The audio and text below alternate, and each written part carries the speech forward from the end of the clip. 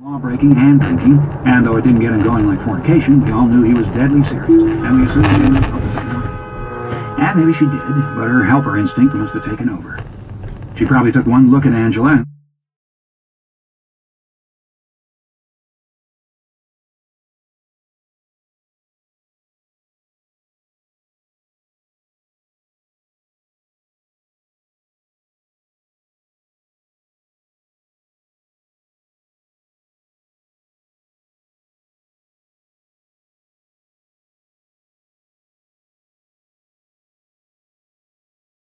Which passed, he pushed on the bullet lodged in it, shoving himself to the side between two train cars.